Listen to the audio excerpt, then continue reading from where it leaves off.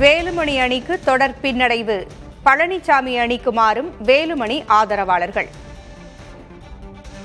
தகுதி நீக்க நடவடிக்கைக்கு பயந்து பழனிசாமி பக்கம் சாயும் அதிமுக எம்எல்ஏக்கள் தாவேகா கைவிட்டதா என்றும் கூறப்படுகிறது.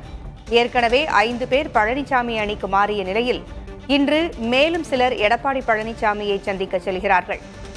எம்எல்ஏ பாலகிருஷ்ண ரெட்டி, முன்னாள் அமைச்சர்கள் தங்கமணி, நத்தம் விஸ்வநாதன் ஆகியோர் எடப்பாடி பழனிசாமியை சந்திக்க வருகை தந்திருக்கிறார்கள். விவரங்களை வழங்க செய்தியாளர் ஆனந்தன் இணைந்திருக்கிறார். ஆனந்தன், பாலகிருஷ்ண ரெட்டி எடப்பாடி பழனிசாமியை சந்திக்க சற்று முன்னர் சென்றிருந்தார். தற்பொழுது முன்னாள் அமைச்சர்கள் தங்கமணியும் நத்தம் விஸ்வநாதனும் வந்திருப்பதாக கூறப்படுகிறது. விவரம் என்ன?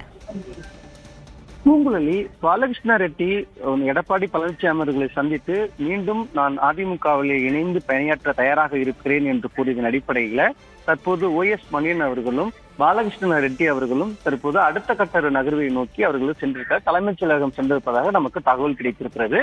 இதற்கு இடைப்பட்ட நேரத்தில் அதிமுகவுடைய மூத்த நிர்வாகி இருக்கக்கூடிய துணை பொதுச் செயலர் இருக்கக்கூடிய நத்தம் விஸ்வநாதன், அமைப்புச் செயலர் இருக்கக்கூடிய தங்கமணி ஆகியோர் தலைமையில சட்டமன்ற உறுப்பினர் பழனி, சட்டமன்ற உறுப்பினர் அதே போல ரவி மனோகரன், அதே போன்று ஹரி, சட்டமன்ற உறுப்பினர் ஹரி உள்ளிட்ட நிர்வாகிகள் எடப்பாடி பழனிசாமி அவர்களை சந்தித்து பேசியிருக்கிறார்கள். இருதரப்பும் சுமூகமாக அடுத்த கட்டமாக எப்படி எடுத்துச் செல்வது என்று குறித்து பேசுவதாக நமக்கு தகவல் கிடைத்திருக்கிறது. அதில் ஒரு முக்கியமாக பார்க்க வேண்டியது, 2 பிளவாக ஏற்பட்டு அதிகபட்சமாக சட்டமன்ற உறுப்பினர் SP வேலுமணி, சி சண்முகம் தரப்புக்கு ஆதரவு தெரிவித்திருந்தார்கள். ஆனா காலப்போக்கில் சட்ட ரீதியாக அடுத்தடுத்து நகர்வு இருக்கும் பொழுது இன்று ஒரு சட்டமன்ற உறுப்பினர் இசக்கி சுப்பையா அவர்கள் ராஜினாமா செய்துவிட்டு தமிழக வெற்றி கழகத்தில் இணைந்து விட்டார். இதற்கு முன்பாக நேற்று 3 சட்டமன்ற உறுப்பினர் ராஜினாமா செய்துவிட்டு தமிழக வெற்றி கழகத்தில் இணைந்து விட்டனர். இந்த நிலையில் ஒட்டுமொத்தமாக அதிமுகவுடைய பலம் சற்று குறைவாக இருக்கிறது. எனவே மீதம் இருக்கக்கூடிய சட்டமன்ற உறுப்பினருடைய நிலை என்ற ஒரு கேள்விக்குறி இருக்கிறது. இந்த நிலையில்தான் கட்சியை ஒன்றுபடுத்த என்ற நோக்கோடு மூத்த நிர்வாகிகள் தற்போது எடப்பாடி பழனிசாமி அவர்கள் சந்தித்து பேச்சுவார்த்தையில் ஈடுபட்டு வருகிறார்கள். இதற்கு முன்பாக கட்சியுடைய மூத்த நிர்வாகிகள், குறிப்பாக இவருக்கு எதிரான நிலைப்பாட்டை எடுத்த சட்டமன்ற உறுப்பினர் கட்சி பதவியை நீக்கி அவர் அறிவிப்பை நீக்கி வெளியிட்டிருந்தார். அது தொடர்பாகவும் தற்போது பேசப்பட்டு வருவதாகவும் நமக்கு தகவல் கிடைத்திருக்கிறது. சட்டமன்ற உறுப்பினர்கள் அடுத்த கட்டமாக அனைத்து இந்திய அண்ணா திராவிட முன்னேற்ற கழகத்தில் போட்டியிட்டு வெற்றி பெற்ற சட்டமன்ற உறுப்பினர்கள் பொதுச் செயலாளர் கட்டுப்பாட்டிலே இருக்க வேண்டும் என்று அவர்கள் தொடர்ந்து வலியுறுத்தி வராங்க. அந்த நிலைப்பாட்டிலே நாங்கள் இருப்பதாகவும் ஒரு சில நிலைப்பாடுகள் இருந்து தோல்வி குறித்து காரணங்களையும், அதே போல கட்சி பதவி பறிக்கப்பட்டது, அந்த பதவி தங்களுக்கு மீண்டும் வேண்டும் என்று உள்ளிட்ட சில விஷயங்களை முன்னிறுத்தி தற்போது பேச்சுவார்த்தை நடைபெற்று வருவதாக நமக்கு தகவல் கிடைத்திருக்கிறது. எனவே பேச்சுவார்த்தை தற்போது எடப்பாடி பழனிசாமி அவருடைய இல்லத்தில் தற்போது தொடர்ந்து நடைபெற்றுக் கொண்டிருக்கிறது. இதுல குறிப்பாக இதற்கு முன்பாகவே ஒரு 6 சட்டமன்ற உறுப்பினர்கள் எடப்பாடி பழனிசாமி ஆதரிப்பதற்கு வருகை தந்திருக்கிறார்கள்.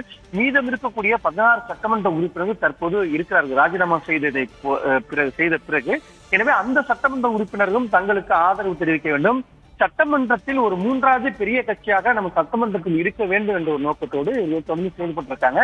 சட்ட ரீதியாகவும் அடுத்த நகர்வு இருக்கிறார். அவர்களும் முற்பட்டார்கள். சட்ட ரீதியாக அடுத்த நம்மளுடைய சட்டமன்ற உறுப்பினரை தக்க வைப்பதற்கு என்னென்ன பணிகளை செய்யணுமோ SP வேலுமணி, CV சண்முகம் தரப்பில் முயற்சி மேற்கொண்டது. ஆனால் சட்ட விதிகளின் அடிப்படையில பொதுச் செயலாளர் கட்டுப்பாட்டை மீறி செயல்பட முடியாத ஒரு சூழல் ஏற்படும் பட்சத்தில் அவர்கள் கட்சி ரீதியான நடவடிக்கை எடுக்கக்கூடிய ஒரு சூழல் ஏற்படும். எனவே சட்டமன்ற உறுப்பினர்கள் ராஜினாமா செய்யக்கூடிய ஒரு நிலைக்கு தள்ளப்படக்கூடிய நிலை உருவாகும் என்பதற்காக தற்போது பேச்சுவார்த்தை வரக்கூடிய ஒரு சூழல் இருக்கிறது. இந்த பேச்சுவார்த்தை எப்படி சுமூகமாக எட்டும் என்பது பொறுத்திருந்தான் பார்க்க வேண்டியிருக்கிறது. ஏன்னா மீதம் இருக்கக்கூடிய 16 சட்டமன்ற உறுப்பினர்களுடைய நிலை என்ன, அவர்கள் நிலைப்பாட்டில் என்ன மாதிரி நிலைப்பாட்டில் இருக்கிறார்கள் என்று ஒரு கேள்வி இருக்கிறது. அதிமுகவில் இருக்கக்கூடிய மூத்த நிர்வாகிகள், அதாவது முன்னாள் மாவட்ட செயலாளர்கள், அதாவது கட்சியுடைய அமைப்பு செயலாளர் இருக்கக்கூடிய மூத்த நிர்வாகிகள் சட்டமன்ற உறுப்பினராக இருக்கார்கள். ஒவ்வொரு மாவட்டத்தில் ஒரு முக்கிய முகமாக இருக்கார்கள். அவர்கள் நீக்கிவிட்டு கட்சியை இயக்குவது ரொம்ப சிரமமாக இருக்கும். எனவே அவர்கள் இணைந்து பணியாற்றுவதற்கான ஒரு வாய்ப்பை மீண்டும் வழங்க வேண்டும் என்று அவர்கள் தொடர்ந்து பேச்சுவார்த்தையில் ஈடுபட்டிருக்காங்க. இந்த பேச்சுவார்த்தையை எப்படி நமக்கு சாதகமாக பயன்படுத்திக் கொள்ள வேண்டும் என்பது அந்த அடிப்படையில எடப்பாடி பழனிசாமி அவர்கள் தொடர்ந்து பேச்சுவார்த்தையில் அவர் ஈடுபட்டுக் கொண்டிருக்கிறார்கள்.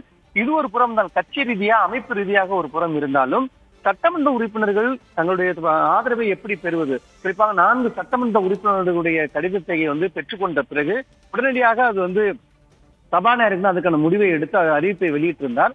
உடனடியாக நீங்கள் முடிவை எடுக்கக்கூடாது என்று கட்சி ரீதியாக இவர்கள் கடிதமும் கொடுக்கப்பட்டிருக்கிறது. இது ஒரு புறம் நடந்து கொண்டிருக்கிறது.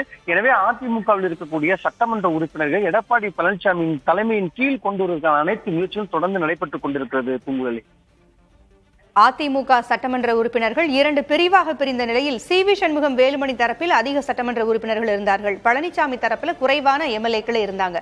ஆனா இப்ப நிலை அப்படியே மாறிக்கொண்டிருக்கிறது. சி.வி. சண்முகம் தரப்பிலிருந்து எடப்பாடி பழனிசாமியை சந்தித்து அங்கே வருகின்ற எம்எல்ஏக்களோட எண்ணிக்கை தான் அதிகமாயிட்டே போகுது. அணி மாறி, அதாவது அவர்களுக்குள்ளே இருக்கின்ற அந்த அணி மாறிக்கொண்டிருக்கக்கூடிய அந்த எம்எல்ஏக்கள் என்ன காரணத்தை முன்வைக்கிறாங்க ஆனந்தன்? கட்சியுடைய பொதுச்செயலாளர் என்ற அடிப்படையில தொடக்கத்தில என்னுடைய கட்சியுடைய மீறி தங்களுக்கு தமிழக வெற்றி கழகத்திற்கு இவர்கள் வாக்களித்திருக்கார்கள். எனவே தொடக்கத்திலே அவர்கள் மீது சட்ட ரீதியான நீங்க நடவடிக்கை மேற்கொள்ளலாம் என்று ஒரு கடிதத்தை சபாநாயகரிடம் இதற்கு முன்பாகவே எடப்பாடி பழனிசாமி தரப்பிலிருந்து கொடுக்கப்பட்டது. அதிலும் குறிப்பாக சட்டமன்ற உறுப்பினர்கள் அதிக எண்ணிக்கையின் அடிப்படையில அவரை நீங்கள் அங்கீகரிக்க கூடாது. கட்சியினுடைய தலைவராகவோ, அதாவது சட்டமன்ற கட்சியினுடைய தலைவராகவோ கொறடாவாகவோ நீங்கள் அங்கீகரிக்க கூடாது. பொதுச்செயலாளர் என்ற முறையில, கட்சியுடைய பொதுச்செயலாளர் முறையில தான் கொடுக்கக்கூடிய கடிதத்தை ஏற்று தான் அறிவிக்கக்கூடிய நபர்களை மட்டும் கட்சியுடைய தலைவராகவும் சட்டமன்ற குழு தலைவராகவும் கொறடாவும் அங்கீகரிக்க வேண்டும் என்று கடிதம் கொடுத்திருந்தார். அந்த அடிப்படை சட்டக்குழுல ஆய்வு செஞ்சு பார்க்கும் பொழுது பொதுச்செயலாளருக்கு அதிக அதிகாரம் இருக்கக்கூடிய பட்சத்துல அந்த சட்டமன்ற உறுப்பினர்கள் மீது, அதாவது கட்சியை கட்டுப்பட்ட மீறி வாக்களித்த சட்டமன்ற உறுப்பினர் மீது நடவடிக்கை எடுக்கிறதுனா அதிக வாய்ப்பு இருப்பதன் கருதி தற்போது சட்டமன்ற உறுப்பினர் பதவியும் ஒரு ரத்து செய்யக்கூடிய ஒரு சூழல் வருமோ என்ற அச்சத்தில் சட்டமன்ற உறுப்பினர், அதாவது குறிப்பாக எஸ்.பி. வேலுமணி, சி.வி. சண்முகம் தரப்பில் இருந்த மெஜாரிட்டியாக 25 சட்டமன்ற உறுப்பினர்கள் தொடக்கத்தில் ஆதரவு தெரிவிச்சாங்க. அதன் பிறகு நடைபெற்ற நிகழ்வுகளை கவனித்து அவர்கள் ஒரு முடிவை எட்டக்கூடிய ஒரு சூழல்